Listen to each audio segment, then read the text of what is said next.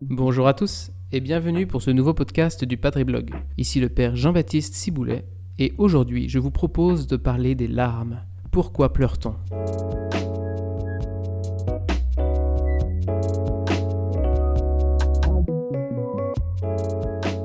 Cette semaine, je lisais dans l'équipe que le tennisman Gaël Monfils avait fondu en larmes suite à sa défaite au premier tour de l'Open d'Australie. Plus que tout ce qu'il disait, c'était surtout ses larmes qui exprimaient le mieux son sentiment de détresse.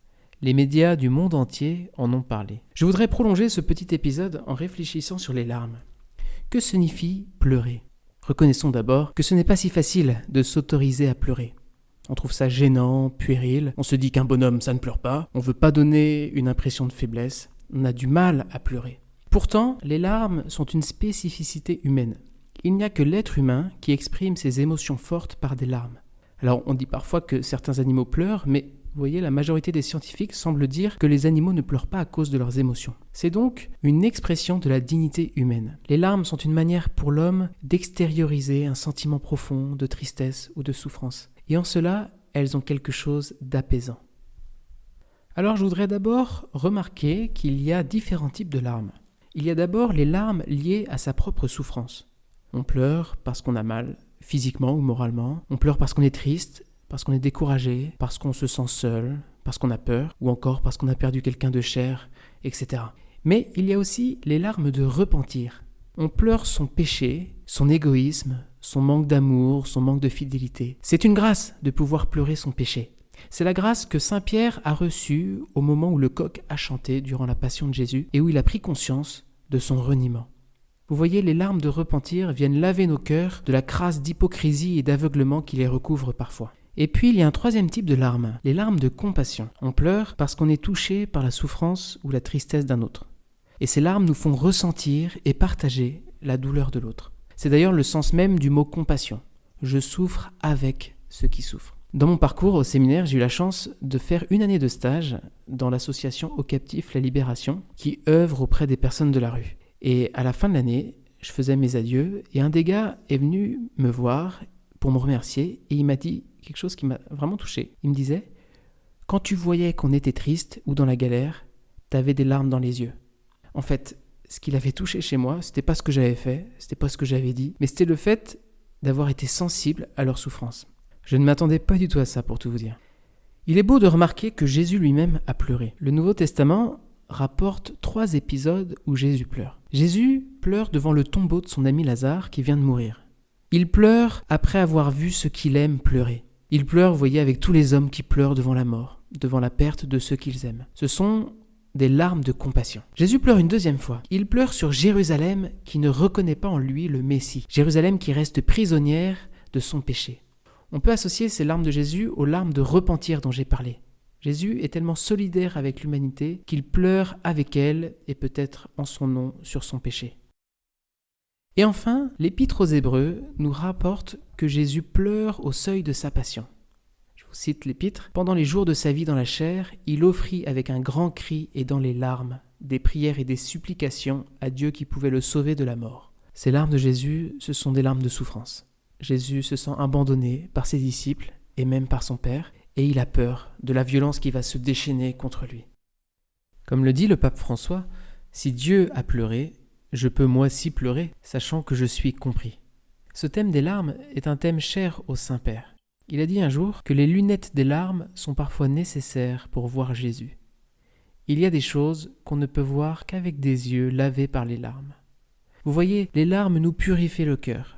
Elles nous rendent capables de voir la misère de ce monde et de reconnaître Jésus dans celui qui souffre. Vous vous rappelez peut-être ce qu'il s'est passé lors du voyage du pape aux Philippines en 2015. Le dernier jour de sa visite, avant de célébrer la messe de clôture, le pape François écoutait les questions que lui posaient des jeunes Philippins.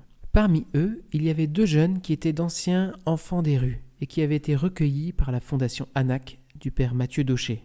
Peut-être que vous le connaissez. Le premier, un jeune garçon de 14 ans, commence par raconter l'enfer que connaissent les enfants des rues.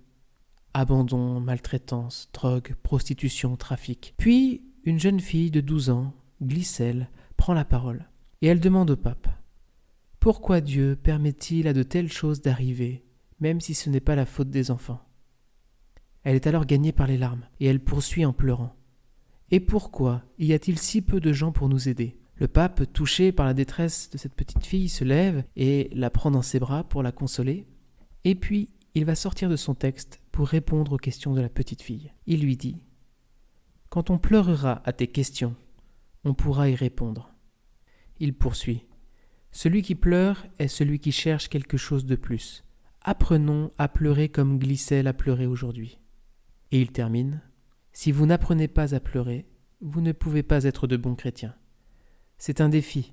N'ayez pas peur de pleurer.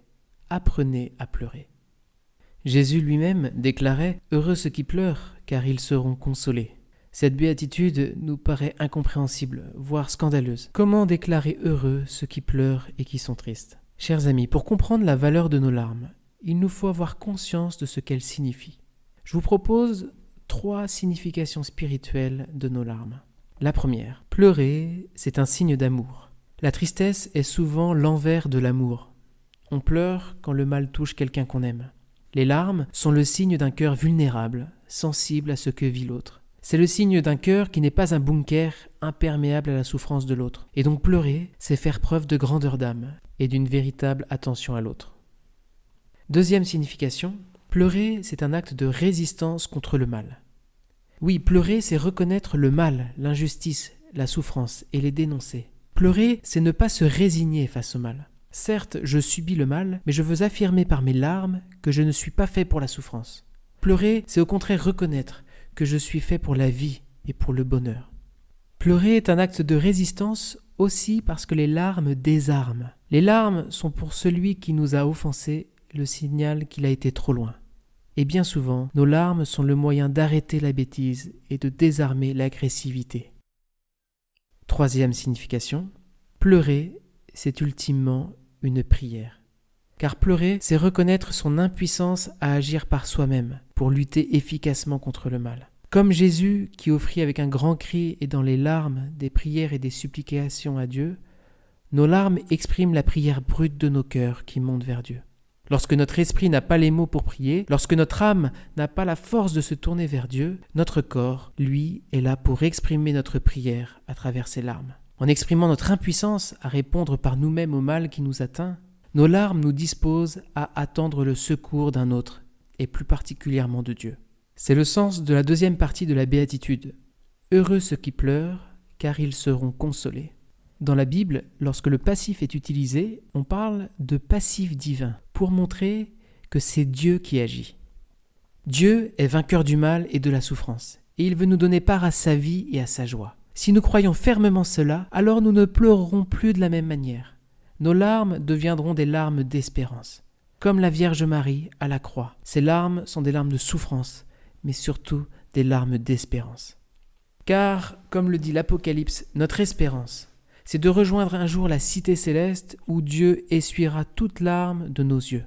Cette espérance est puissante, les amis. Elle ne nous empêchera pas de pleurer ici-bas, mais elle fait de nos larmes une attente de la vie éternelle, où la mort ne sera plus, où il n'y aura plus ni deuil, ni plainte, ni douleur. Alors, chers amis, ayons l'humilité, le courage, la compassion de pleurer. Comme le dit le prophète Charles Péguy, il y a des larmes d'amour qui dureront plus longtemps que les étoiles du ciel. Chers amis, merci d'avoir écouté ce podcast, merci pour votre fidélité. Continuez à nous suivre sur les réseaux sociaux et moi je vous dis à bientôt.